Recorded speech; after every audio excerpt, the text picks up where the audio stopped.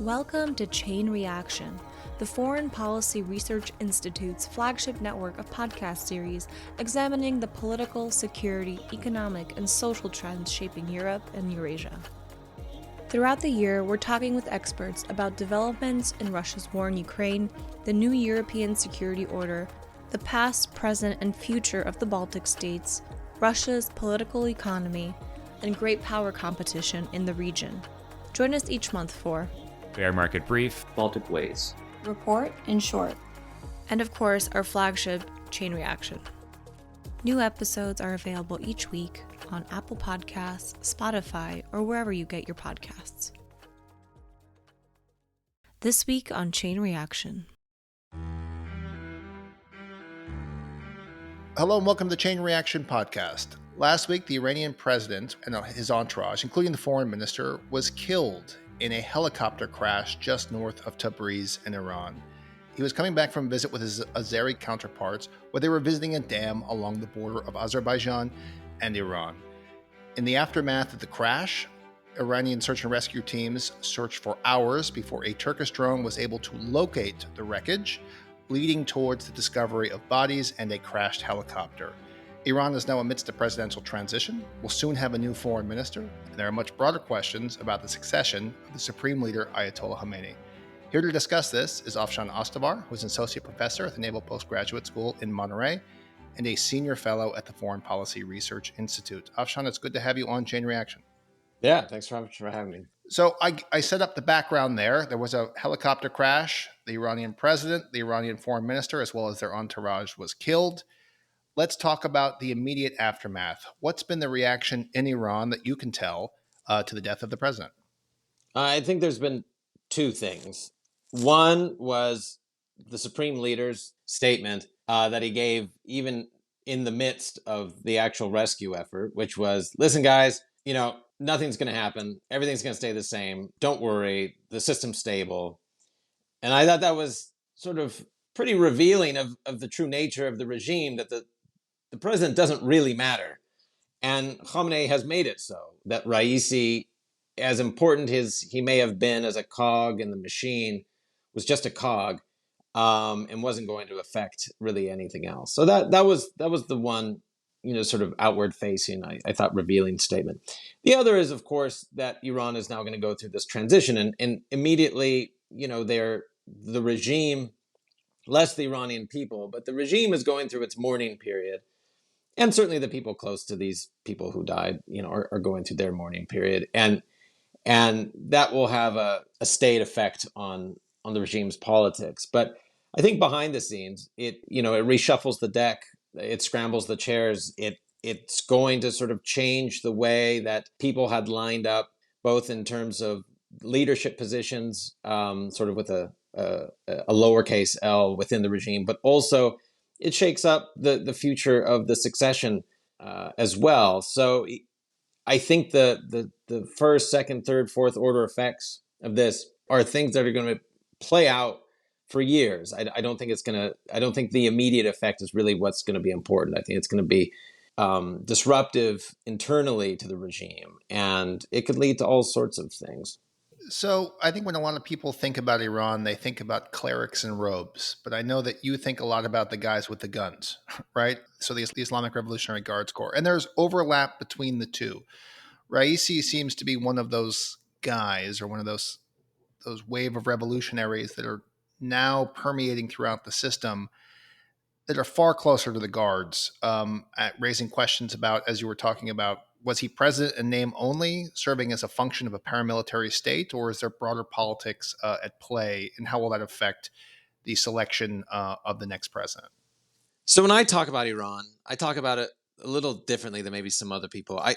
I'm really specific about how I use the term regime and government.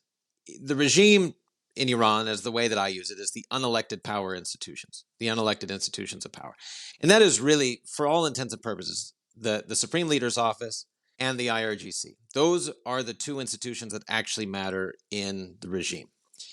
They are the ones that have decision-making authority and coercive authority or power within Iranian politics. You can't have policy, domestic or foreign, within the regime without the buy-in from the IRGC and without the affirmation or the green light from the Supreme Leader. They're the ones that shape everything. The government is the elected institutions in Iran, and they are elected among a cadre of people that the Supreme Leader allows to run. So they are, in effect, his appointees.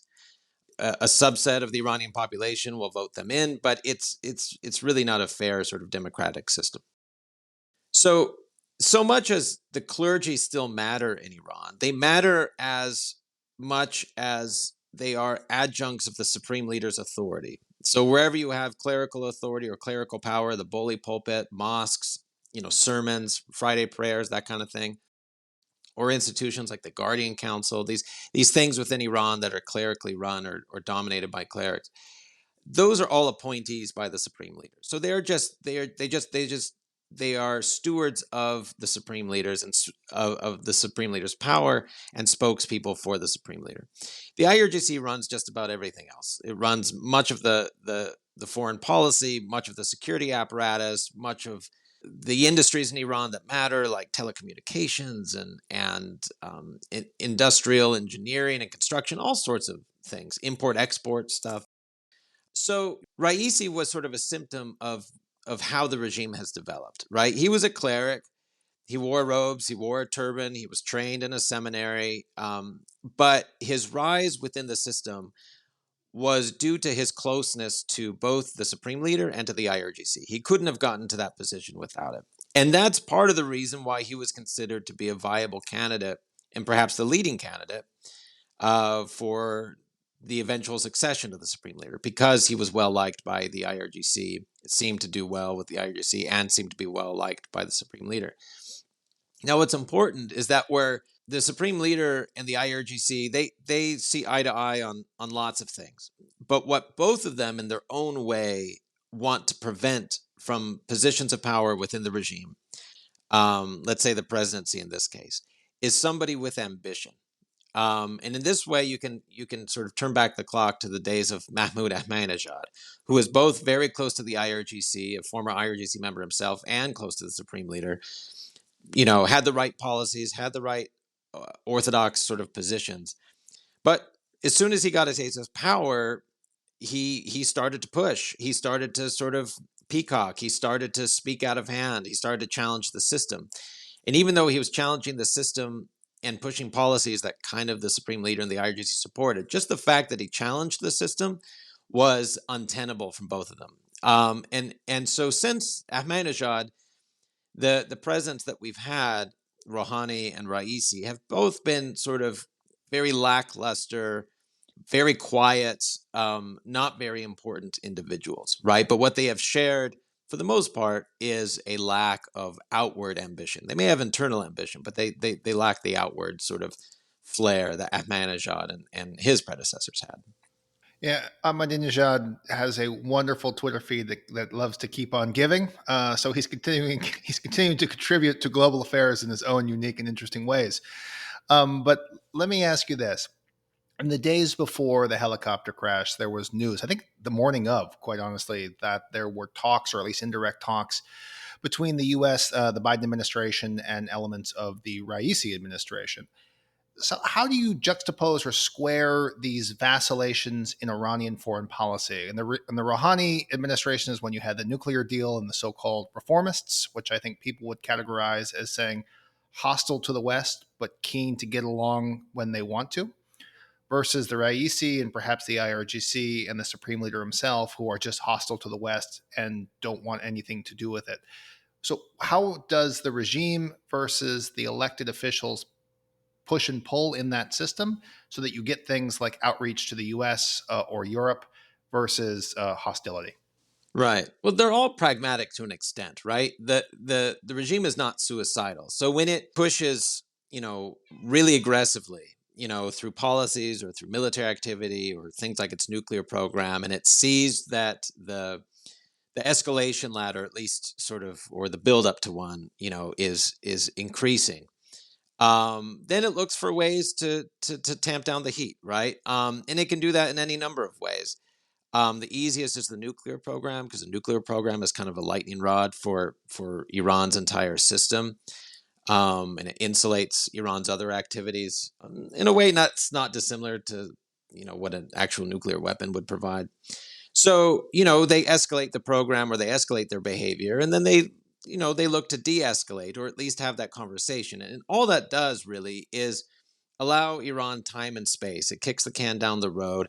It satisfies and placates the United States, because the United States thinks it's getting something out of this. Maybe if we pursue this a little bit, maybe we can finally get to the negotiating table for the nuclear deal, or maybe we can get the Houthis to stop launching missiles, or whatever points of leverage that Iran has are things that interest the United States. Because at the end of the day, the United States, as I understand it, has no interest in wanting to sort of escalate with Iran, doesn't want a war with Iran, doesn't want to return to the Middle East in military capacity and of any, real significance. So Iran just uses it as a way to sort of to relax things in order to continue the status quo more than anything else. So to me, it's not surprising that Raisi would do this. And Raisi, frankly, is only able to do it, or his administration is only able to do it, if the Supreme Leader grants them this opportunity. So it's this sort of ebb and flow of aggression and diplomacy is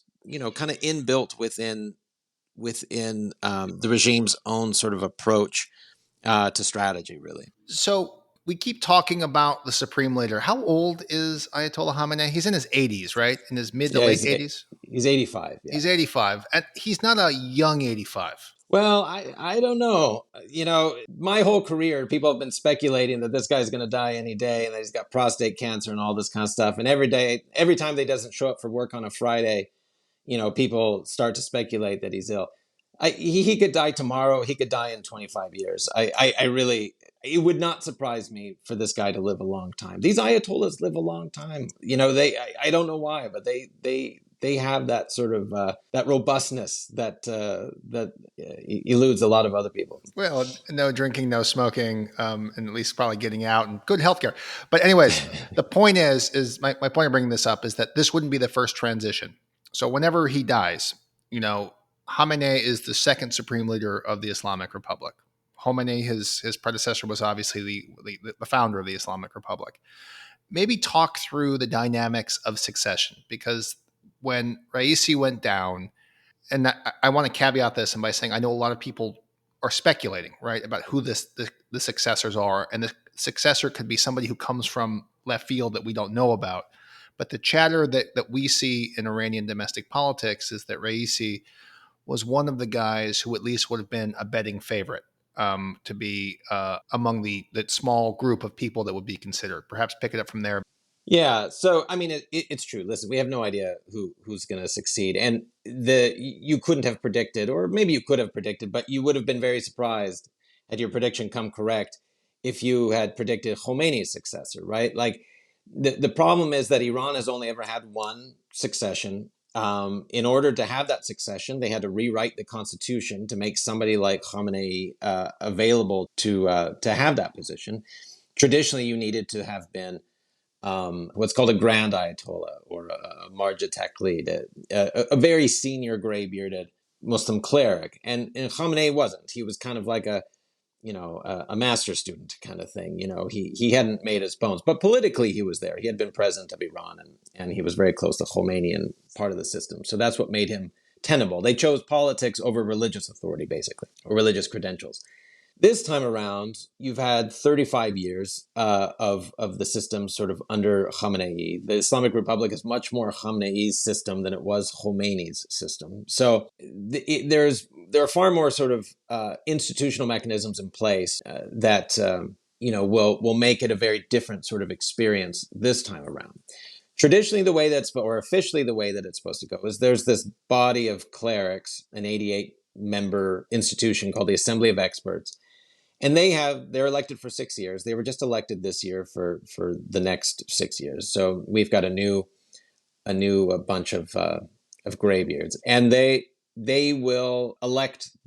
Should the supreme leader die or become incapacitated, they will be the institution that elects a successor. But they are only as powerful as the regime allows, and it's very unlikely that the elements of the regime that stand to gain or lose the most, i.e., the IRGC and the Supreme Leader's office itself, it's very unlikely that they're just going to stand aside and let these sort of this debating society choose the next successor. So you imagine that there's a lot of politics going on behind the scenes already.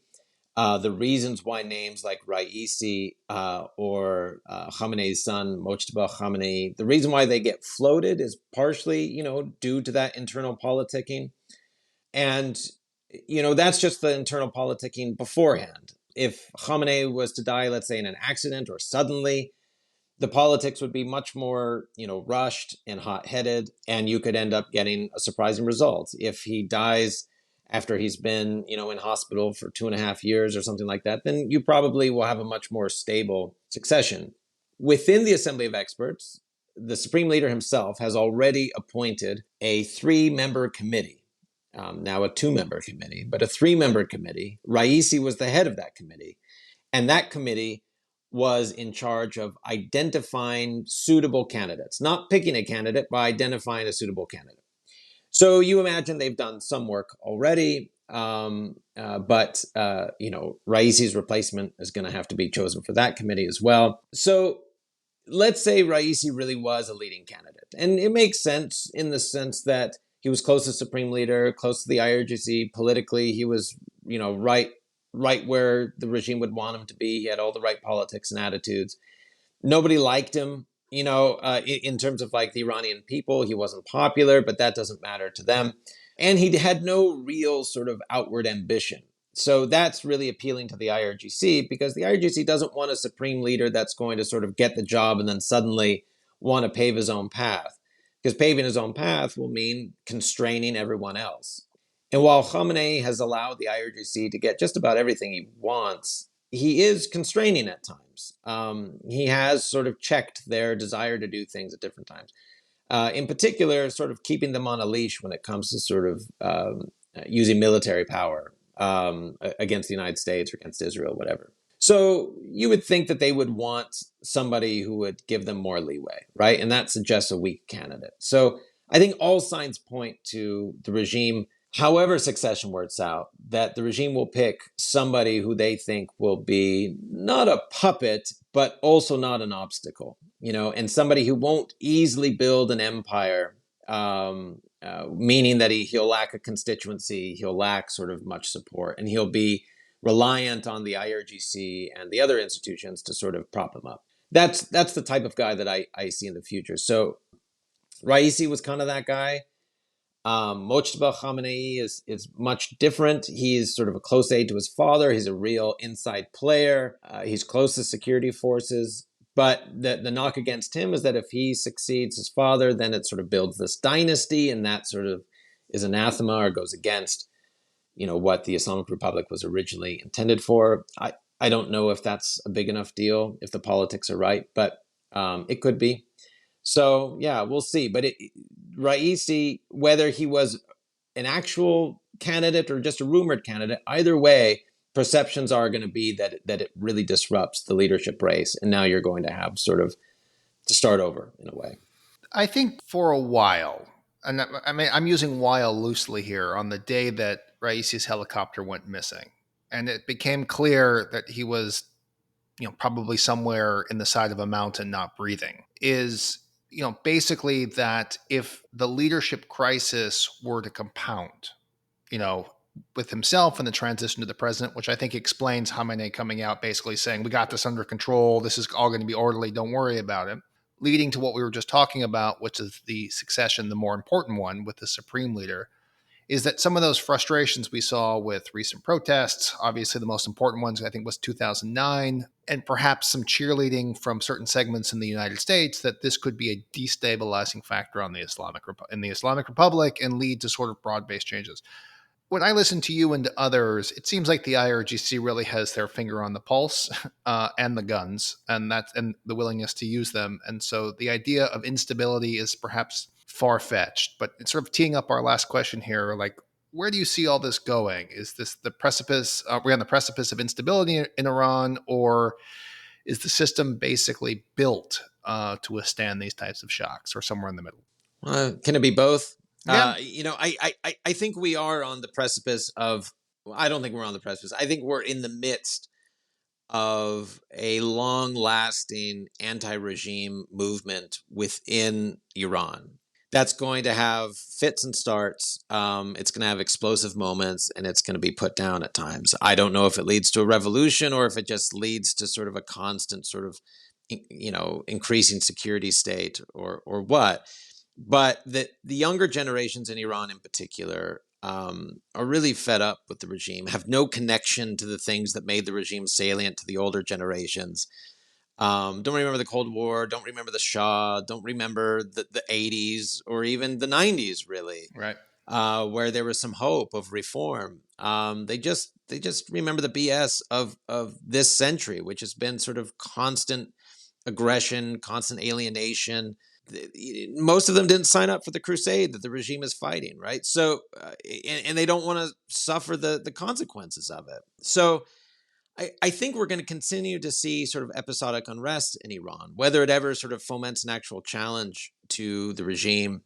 I suspect it won't, because the regime has coup-proofed itself in a lot of ways, and it's proven a willingness to use really intense and murderous force against large-scale protests that we've only seen in places that have come apart, like Syria or Libya. Mm-hmm.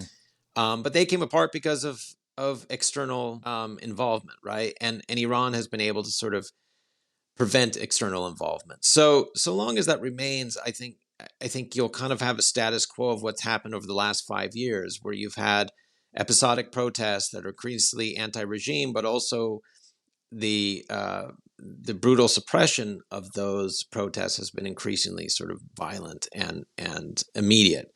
But I think what Raisi's death gives to Iranians is a sense that things can change, that these people aren't eternal, that even acts of God, if you will, or just accidents can fundamentally change the status quo. And I think that gives them hope more than it will, sort of depress aspirations for change. I think it will energize them, and I think that's what the IRGC and the Supreme Leader are so afraid of, right? Is that people will see this as change, even if it's not the type of change that is being sort of engineered by the people. It's being engineered, by maybe poor piloting or bad weather or some combination of fog. Some combination of that, right? Yeah. So I think it will be unsettling in a way that's probably not easy to discern at the moment, and it may never be really easily to discern. But I think it'll have an effect. I don't think it'll change the nature of the regime, though, or the nature of the regime's control within Iran, which is pretty difficult to surmount. Yeah, and I guess that's what I meant, is that it seems like the IRGC has basically consolidated itself within the Islamic Republic system. It has an interest in perpetuating that system, and it's also willingness to use force to really beat back anything that challenges that system. So I guess the final question is sort of, because I know your expertise really is on the IRGC, how did they respond to this? Were they followers of the Supreme Leader? Did they sort of do anything that was of note, or were they just, one, I guess, tentacle of the internal security forces that were tasked with basically trying to find a crashed helicopter? Their main sort of response has been sort of, let's say, in the propaganda space, right? Like, they are celebrating these guys as martyrs. They are promoting these guys. And one thing that's, that he gets overlooked because so much emphasis has been on Raisi, but Hossein Amir Abdullahian, the foreign minister, he was in lockstep with the IRGC. He was a member of the IRGC. He was very, very close to the IRGC as a political operator. So he was as much their guy in the system as anyone. And I think there's real mourning for him, within the IRGC. I think they lost, a real asset in him too. He was a pretty effective foreign minister. So I think there's sort of a sincere sort of mourning here, but they're going to be replaced. Stuff happens, people die, they're going to move on, and they're going to do the best they can to prevent any opening within the system. And I think that's where they and the Supreme Leader are completely overlapping here, is that they're going to lock this down as much as they can. They're going to be looking for people that want to agitate and take advantage of, the relative vacuum of power and want to prevent anybody from getting any hint of doing that. Likewise, they're going to be looking at Iran's adversaries, Israel and everyone else, and making sure they don't take advantage of the situation. So I think they're seeing it as a potentially dangerous time, but one that they're likely to survive. All right. Well, I have hundreds of more questions, but we're going to have to leave it there. Afshon, thanks for joining Chain Reaction. Thanks for having me. Appreciate it. Thanks for joining us on this episode of Chain Reaction. Be sure to subscribe to the Chain Reaction Network on Apple Podcasts and Spotify to be notified about new episodes from all of our series. Chain Reaction is a podcast channel of the Foreign Policy Research Institute, a nonpartisan think tank in Philadelphia. For more information about this and other initiatives, be sure to visit us on fpri.org.